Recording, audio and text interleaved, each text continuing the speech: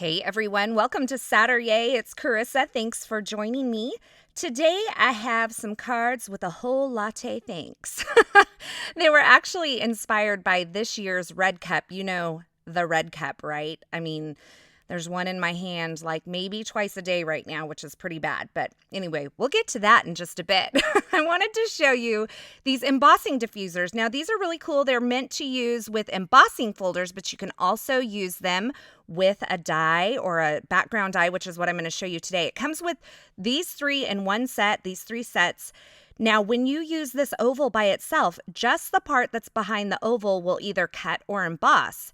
And when you use the frame around it, all of the area where it's solid will cut or emboss, and it will leave that spot that's open unembossed or plain or whatever you want to call it.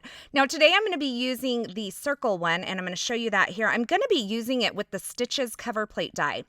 I thought that this reminded me so much of like a cozy, thick, warm cable knit sweater, and I thought it would make some great texture for behind the focal images on my card front. So I'm just lining that up over my Nina Solar White cardstock, and then I'm putting the circle where I want the cutting to be. Now, this doesn't actually cut like through your paper. It just cuts little lines to make those stitches. And you can see here, I have just that little area where I place that circle embossing diffuser where the stitches are. And I just thought that was kind of cool. It made it like a sweater background. Now, for a couple of the other cards, I'm going to be using the frame one. So the inside where there is nothing, that will have nothing on the card. It will be totally plain. It will just be my Nina Solar White cardstock. But all of that around it where the frame goes through the embossing or the die cut machine, that will all have stitches. Now, this card was, like I said earlier, inspired by the Red Cup. You know which one I'm talking about, right? Mine always has a venti Americano with no water, 2 Splendas, and steamed breve. Now, that is actually a venti or like a quad shot breve latte, but if you order it as a quad shot breve latte, it's like $6.50. If you order it as an Americano with no water and the steamed breve, it's $3.85. So go figure. I mean, some people look at me and say, well, that's a breve latte. And I said, but I don't want a breve latte. I want an Americano with 2 Splendas and steamed breve. So in order to make my quad shot breve latte or my Americano with no water and steamed breve into Splenda, I needed to stamp my little coffee cup. Now, this coffee cup is from the O Frap stamp set from the Essentials by Ellen line, and I'm stamping it onto some Nina Solar White and Memento Tuxedo Black ink because I'm going to be doing some Copic coloring. Now, I cut it in half, this card front panel in half, so that I could stamp it, I could turn it and stamp it twice on each little piece. And I'm going to leave my stamp on my Misty because you're going to see that I'm going to re-stamp over the top of this once I'm done with the coloring. And I went ahead and left all the coloring in here, but I've sped it up a ton just so that you can see the simple Copic coloring that I'm doing. It doesn't have to be fancy, and you could use any kind of coloring medium that you want. Colored pencils, Copic markers, water-based markers, watercolor, whatever works for you. But I started with my lightest color, the R27. I filled in the entire cup. Then I went around the edges with the R29, which is my medium shade. And then very lightly around the very edge, I went in with the R39, which is my darkest shade. And then I worked back from the dark to the medium and to the light. So this is what I'm left with.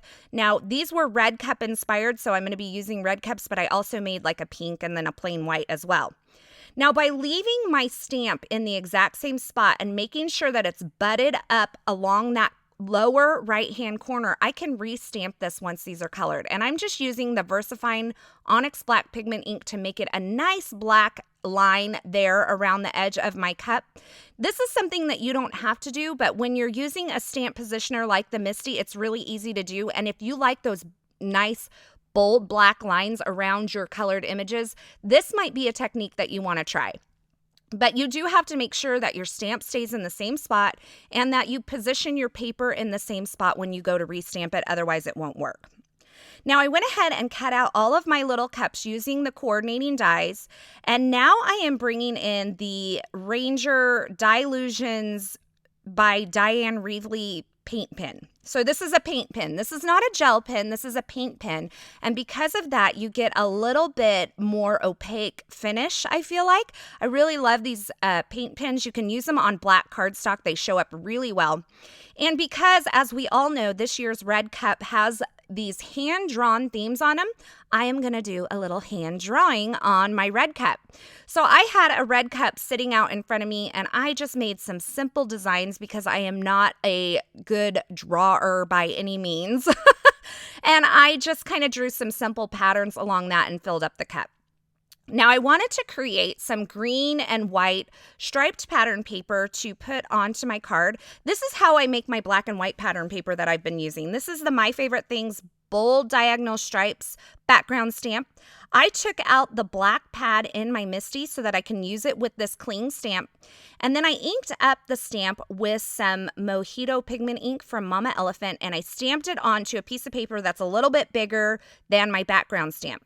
Now, I don't usually get the intensity that I really, really want on the first try, so I just leave that in place, and I go back and I re-ink and I stamp again, and I do that as many times until I get the intensity of the ink that I want. And you can see I was just using a little cloth over my hands so that I could easily rub my hand back and forth and cover the entire area of that background stamp to make sure I got the ink transferred really well.